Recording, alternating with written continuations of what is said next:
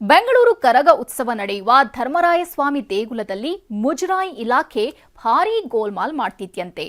ಭಕ್ತರು ಕಾಣಿಕೆ ರೂಪದಲ್ಲಿ ಕೊಟ್ಟ ಚಿನ್ನಾಭರಣ ಮಂಗಮಾಯ ಆಗ್ತಿದೆ. ಇಷ್ಟಕ್ಕೂ ಚಿನ್ನ ಕಳ್ಳತನವಾಗಿದ್ದು ಹೇಗೆ, ಕದ್ದಿದ್ದು ಯಾರು, ಅದರ ಡೀಟೇಲ್ಸ್ ಇಲ್ಲಿದೆ ನೋಡಿ.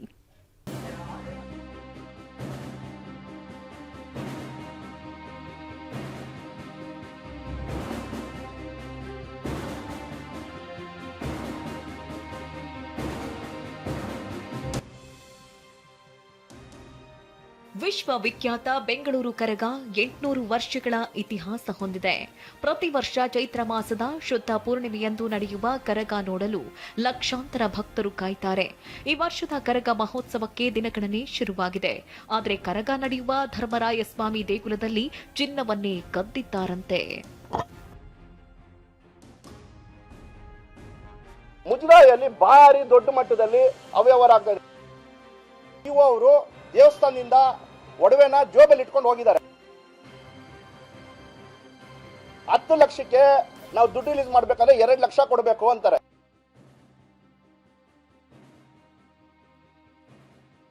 ದ್ರೌಪದಮ್ಮ ದೇವಿಯ 120 ಗ್ರಾಂ ಚಿನ್ನಾಭರಣಕ್ಕೆ ಕನ್ನ. ಮುಜರಾಯಿ ಅಧಿಕಾರಿಗಳ ವಿರುದ್ಧವೇ ಕಳ್ಳತನ ಆರೋಪ. ಹೌದು, ಧರ್ಮರಾಯಸ್ವಾಮಿ ದೇಗುಲದ ದ್ರೌಪದಮ್ಮ ದೇವಿಗೆ ಭಕ್ತರು ಅರ್ಪಿಸಿದ ಚಿನ್ನಾಭರಣಗಳನ್ನ ದೋಚ್ತಾ ಇರೋ ಆರೋಪ ಕೇಳಿಬಂದಿದೆ. ಮೊನ್ನೆ ಹುಂಡಿ ಹಣ ಎಣಿಸುವಾಗ 128 ಗ್ರಾಂ ಚಿನ್ನದ ಸರ ಸಿಕ್ಕಿತ್ತು. ಮುಜರಾಯಿ ಕಾರ್ಯನಿರ್ವಾಹಕ ಅಧಿಕಾರಿ ನಾಗರಾಜ್ ಸರವನ್ನ ತಮ್ಮ ಜೇಬಿಗೆ ಇಳಿಸಿದ್ರು.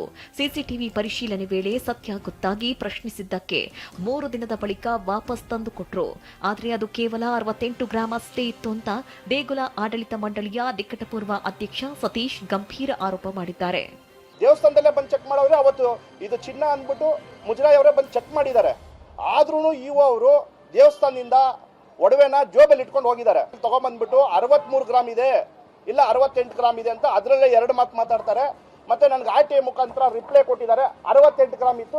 ಮುಜರಾಯಿ ಅಧಿಕಾರಿಗಳೆಲ್ಲ ಸಂಘಟಿತ ಭ್ರಷ್ಟಾಚಾರ ಮಾಡ್ತಿದ್ದಾರೆ ಅಂತ ಆರೋಪಿಸಿರುವ Satish, EO Nagaraj, tahsildar Aravind Babu, ADC Jagadish, EO Naveen, assistant commissioner Purushottam ಸೇರಿ 6 ಮಂದಿ ದಂಧೆ ನಡೆಸ್ತಾ ಇದ್ದಾರೆ. ಉತ್ಸವದ ಬಿಲ್ಗೂ ಕಮಿಷನ್ ಕೇಳ್ತಾರೆ ಅಂದಿದ್ದಾರೆ. ಮುಜರಾಯಿಯಲ್ಲಿ ಭಾರಿ ದೊಡ್ಡ ಮಟ್ಟದಲ್ಲಿ ಅವ್ಯವಹಾರ ಆಗ್ತದೆ. ಮತ್ತೆ ನಿಮ್ಗೆಲ್ಲ ಆಡಿಯೋ ಕೊಡ್ತೀನಿ. ಏನ್ ಆಡಿಯೋ?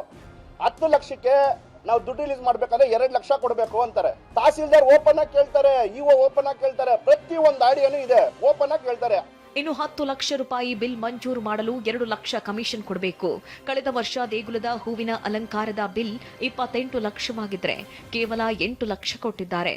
ಸಾಲ ಮಾಡಿ ಬೀದಿಗೆ ಬಿದ್ದಿದ್ದೀನಿ ಅಂತ ಹೂವಿನ ವ್ಯಾಪಾರಿ ರವಿಚಂದ್ರನ್ ಅಳಲು ತೋಡ್ಕೊಂಡಿದ್ದಾರೆ. ನಂದು ಬಿಲ್ ಆಗಿರೋದು 29 ಲಕ್ಷದ ಚಿಲ್ಡ್ರೆ, ಕೊಟ್ಟಿರೋದು 8 ಲಕ್ಷ, ಇನ್ನ 21 ಲಕ್ಷ ನನಗೆ ಕಾಸು ಬರಬೇಕು. ನಾನು ಎಲ್ಲರಿಗೂ ಕೊಡಬೇಕು. ನಾನು ಒಬ್ಬರ ತಗೊಂಡಿಲ್ಲ, ಒಂದು 30 ಜನ ಹೂವು ತಗೊಂಡಿದ್ದೀನಿ. ಇವ್ರ ಹೋದ್ರೆ ಯಾವಾಗ ನೀನು ನನ್ನ ಕೇಳಿ ಮಾಡ್ದ? ಅವತ್ತೆಲ್ಲ ಮಾಡು ಅಂದ್ರು. ಇವತ್ತು ನೋಡ್ರೆ ನಾನು ಕೇಳಿ ಮಾಡ್ದ ಅಂತ ಕೇಳ್ತಾರೆ ಅಧಿಕಾರಿಗಳು. ನಾವೆಲ್ಲೋಗಿ ನ್ಯಾಯ ಕೇಳೋಣ ಸರ್? ಮತ್ತೊಂದು ಕಡೆ ದೇಗುಲಕ್ಕೆ ಲೈಟಿಂಗ್ಸ್ ಹಾಕಿದ ಹಣ ಕೊಟ್ಟಿಲ್ಲ ಅಂತ ಸುಜಾತ ಎಂಬುವವರು ಕಿಡಿಕಾರಿದ್ದಾರೆ. 10 ಲಕ್ಷ ಬರಬೇಕು. ಇವಾಗವರೆಗೂ 1 ರೂಪಾಯಿ ಕೊಟ್ಟಿಲ್ಲ. ಕೇಳಕ್ಕೆ ಹೋದ್ರೆ ಆಫೀಸಲ್ಲಿ ಇಷ್ಟು ಸಹ ಕಾದಿದ್ದು, ಇವತ್ತು ಕೊಡ್ತಾರೆ ಅವತ್ತು ಕೊಡ್ತಾರೆ ನಾವು ಕಾಯ್ತಾನೆ ಇದ್ದೀವಿ.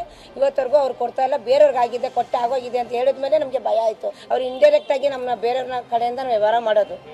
ಅವ್ರಿಗೆ ಕೊಡಲೇಬೇಕು ನಾವು, ಆಗಲ್ಲ. ಇನ್ನು ಕೇಳಕ್ಕೆ ಹೋಗಿ ನಾವು ಯಾವಾಗ ಡೈರೆಕ್ಟ್ ಈಗ ಅವ್ರು ಹೇಳ್ತಾ ಇರೋದು ಇಷ್ಟೇ, ನನ್ನ ಕೇಳಿ ನೀನು ಆಗ್ತಾ ಅಂತ ಕೇಳ್ತಾರೆ. ಈ ವರ್ಷ ಈ ಘಟನೆ ಬೆನ್ನಲ್ಲೇ ಸಚಿವ ರಾಮಲಿಂಗಾರೆಡ್ಡಿ ಕ್ರಮದ ಭರವಸೆ ಕೊಟ್ಟಿದ್ರು. ಇದೀಗ ಇಒ ನಾಗರಾಜ್ರನ್ನ ಅಮಾನತು ಮಾಡಲಾಗಿದೆ. ಆದರೆ ತಮ್ಮ ಮೇಲಿನ ಆರೋಪಗಳೆಲ್ಲ ಸುಳ್ಳು ಅಂತ ನಾಗರಾಜ್ ಹೇಳ್ತಿದ್ದಾರೆ. ಮುಂದೆ ಸಿಕ್ಕಿದ್ದೀರಾ, ಎಷ್ಟು ಗ್ರಾಮ್ ಇತ್ತು, ತೂಕ ಇತ್ತು, ಇನ್ನೊಂದು ಮತ್ತೊಂದು ಸೇಮೇ ಇದೆ. ಯಾವುದು ಚೇಂಜಸ್ ಆಗಿಲ್ಲ, ಚೇಂಜು ಮಾಡಿಲ್ಲ, ಆ ಥರ ಯಾವುದು ಆಗಲೂ ಇಲ್ಲ, ಆಗೋಕ್ಕೂ ಬಿಡೋದು ಇಲ್ಲ ನಾವು ಇಲಾಖೆ ವತಿಯಿಂದ ಈ ಥರ. ಬಟ್ ಅವ್ರು ಏನು 120 ಗ್ರಾಮ್ ಸಿಕ್ಕದೆ ಅಂತಾರೆ, ಅವ್ರು ಪ್ರೂವ್ ಮಾಡಿಬಿಟ್ಟಿ ಸರ್. ಅವರು ನೋಡೋಣ, ಪ್ರೂವ್ ಮಾಡಲಿ ಆಯ್ತಾ. ಪ್ರೂವ್ ಮಾಡಿದ್ರೆ ಅವ್ರು ಏನೇ ನಮ್ಮ ಇಲಾಖೆ ವತಿಯಿಂದ ನಾನು ಏನೇ ಪನಿಷ್ಮೆಂಟ್ ಕೊಟ್ಟರು ನಾನು ಸಿದ್ಧ ಇದ್ದೀನಿ. ಅದೇನೇ ಇರಲಿ, ಹಣದಾಸೆಗೆ ಬಿದ್ದ ಅಧಿಕಾರಿಗಳು ದೇವರ ಚಿನ್ನಕ್ಕೂ ಕನ್ನ ಹಾಕ್ತಾ ಇರೋದು ದುರಂತ. ಕಿರಣ್ ಸೂರ್ಯ, TV9 ಬೆಂಗಳೂರು.